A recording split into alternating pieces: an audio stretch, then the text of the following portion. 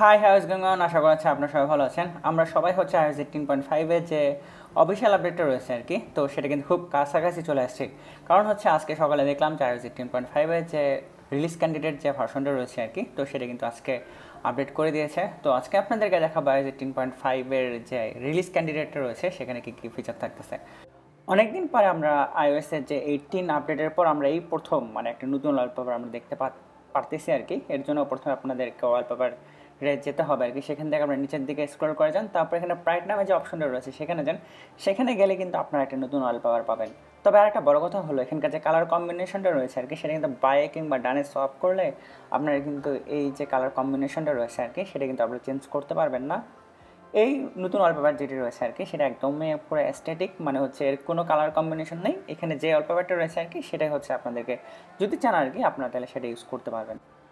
এরপর আরেকটা ভিজুয়াল পরিবর্তন হলো, আপনারা যে আপনাদের এখন থেকে সেটিংয়ে যান, সেটিং থেকে হচ্ছে আপনাদের জেনারেলে যান, তারপর হচ্ছে আপনাদের ফোনের যে অ্যাবাউট নামে যে অপশনটা রয়েছে সেখানে যান। সেখানে যাওয়ার পর এখানে হচ্ছে কভারেজ যে অপশনটা রয়েছে আর কি, আমার এখানে আসলে আইফোনের যে ওয়ারেন্টিটা আছে সেটা শেষ হয়ে গেছে জন্য এখানে কভারেজ এক্সপায়ার দেখাচ্ছে।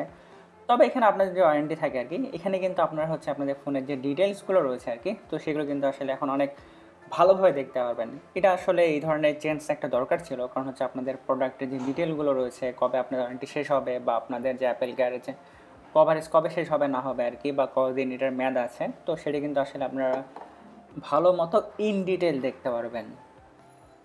এর পরবর্তী যে পরিবর্তনটা রয়েছে সেটা হচ্ছে এখানকার মেইলের যে ইন্টারফেসটা রয়েছে সেখানে আপনার উপরের দিকে যে টগলগুলো রয়েছে আর কি, যেমন ধরুন সেখান থেকে কোনো প্রাইমারি বা প্রমোশন বা হচ্ছে আপনাদের যে কোনো যে ট্রানজ্যাকশন থাকে আর কি, তো সেগুলো কিন্তু আপনারা এখন দেখতে পারবেন হচ্ছে একটু অ্যানিমেটেড আকারে। তবে আগে কিন্তু আসলে কোনো কিছু আসলে ঢেকে যেত। এখন চাইলে কিন্তু আপনারা যে উপরে যে টগলগুলো রয়েছে সেগুলো কিন্তু আপনারা হচ্ছে সোয়াপ করে করেও কিন্তু আপনারা হচ্ছে এক জায়গা থেকে আরেক জায়গায় সুইচ করতে পারবেন। এবং আপনি চাচ্ছেন যে ইমেল যারা পাঠিয়েছে আর কি, তাদের যে প্রোফাইল পিকচারগুলো আপনারা চাইলে হাইড করে রাখতে পারবেন কিংবা আপনারা চাইলে শো করে রাখতে পারবেন। এর জন্য উপরের দিকে যে থ্রি ডটটা রয়েছে সেখানে যান।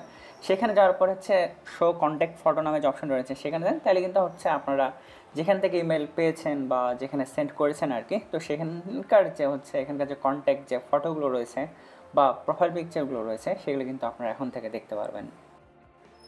এর পরবর্তী যে পরিবর্তনটা রয়েছে সেটা হচ্ছে আপনারা হয়তো বা আপনাদের আইফোনে ব্যাক ট্যাপটা হয়তো বা ইউজ করে আসতেছেন বা হচ্ছে আপনারা হয়তো বা এই কথাটা ভুলে গেছেন আর কি।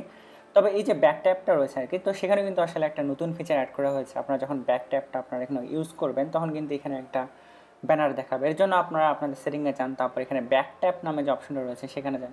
সেখানে যাওয়ার পর আপনারা এখানে একটা শো ব্যানার নামে একটা যে অপশন রয়েছে, এখন থেকে এটা আপনার বাই ডিফল্ট এনেবল থাকবে। তো এখানে আমি হচ্ছে এখানে যে কোনো প্রকার একটা অ্যাপ্লিকেশন বা হচ্ছে যে কোনো একটা শর্টকাট, যেমন ধরুন এখানে মিউট নামে যে অপশনটা রয়েছে, তো সেটা হচ্ছে আমি এখানে সিলেক্ট করে রাখলাম। আমি কিন্তু আপাতত কিন্তু ডাবল ট্যাপটা হচ্ছে বাই ডিফল্ট সেট করে রেখেছি। যেমন ধরেন এখানে আবার ডাবল ট্যাপ করলাম, এখানে কিন্তু একটা ব্যানার এসে দেখালো যে হচ্ছে আমার এই যে অ্যাকশনটা রয়েছে আর কি, সেটা কিন্তু আমার হচ্ছে ডাবল ট্যাপের কারণেই হচ্ছে এই জিনিসটা আসলে হচ্ছে। এর ফলে হয় কি, আপনারা অ্যাক্সিডেন্টালি হয়তো বা বুঝতে পারেন না যে হচ্ছে আপনাদের ফোনে কোনো ব্যাক ট্যাপের কারণে হচ্ছে নাকি হচ্ছে না। তো আপনারা চাইলে কিন্তু এখানকার যে ব্যানারটা রয়েছে আর কি, সেটা কিন্তু আপনারা এখন অফ করে দিতে পারবেন। তো এখানে হলো কি যে আসলে আপনারা তো জানেন যে হচ্ছে ব্যাক ট্যাপে কোনো একটা অ্যাকশন হতে পারে। তো এখানে হয় কি যে এটা সেটাকে আপনাকে ইনশিওর করে দেয় যে হ্যাঁ, আপনারা ব্যাক ট্যাপ করেছেন জন্য হচ্ছে আপনাদের ফোনটা কিন্তু এখন সাইলেন্ট মোডে চলে গেছে। এর পরবর্তী যে ফিচারটা রয়েছে সেটা হচ্ছে আপনারা আপনাদের এখন থেকে আপনারা আপনাদের আইফোন থেকে বা অ্যাপেল ডিভাইস থেকে অন্যান্য ফোনে যে স্ক্রিন টাইমগুলো রয়েছে সেগুলো কিন্তু আপনারা এখন থেকে নিয়ন্ত্রণ করতে পারবেন। সেক্ষেত্রে হবে কি, আপনারা ধরেন আপনাদের কোনো বাচ্চা আছে বা অন্যান্য যারা আছে আপনারা মনিটর করতে যাচ্ছেন যে তারা হচ্ছে অতিরিক্ত ফোন টিপতেছে কিনা, তো এখান থেকে হচ্ছে আপনার সেট আপে ফ্যামিলি মেম্বার যে অপশনটা রয়েছে সেখানে যান। সেখান থেকে হচ্ছে আপনাদের যে অন্য কোনো ডিভাইস থাকে সেখানে কিন্তু হচ্ছে আপনাদের যে স্ক্রিন টাইমটা রয়েছে সেটা কিন্তু একটা লিমিট আপনারা এখানে ফিক্স করে দিতে পারবেন। এবং সাথে হচ্ছে যদি ধরেন কোনো অন্য একটা ফোনে আপনারা 2 ঘন্টা সিলেক্ট করে দিয়েছেন, তো সেটা হয়ে যাওয়ার পর সেখানে কিন্তু একটা ফোনটা লক হয়ে যাবে। আর সেই লকের পাসওয়ার্ডটা শুধু আপনারা জানবেন। আপনারা হচ্ছে এই ফোন থেকে যেটা সিলেক্ট করে দেবেন সেটা হচ্ছে ওই ফোনে যে কার্যকর হবে যদি হচ্ছে তাদের স্ক্রিন টাইমটা এক্সিট করে যায়। এখন আমি হচ্ছে আপনাদেরকে এই যে আপডেটটা রয়েছে তার একটু পারফরমেন্সের যে হিস্ট্রিটা রয়েছে সেটা দেখাই। এখন আমার ফোনটা হচ্ছে iOS 18.5-এর যে রিলিজ ক্যান্ডিডেটটা রয়েছে আর কি, তো সেখানকার বেঞ্চমার্কটা যদি আপনাদেরকে টেস্ট করে দেখাই, আপনারা একটু ভালোভাবে খেয়াল করেন।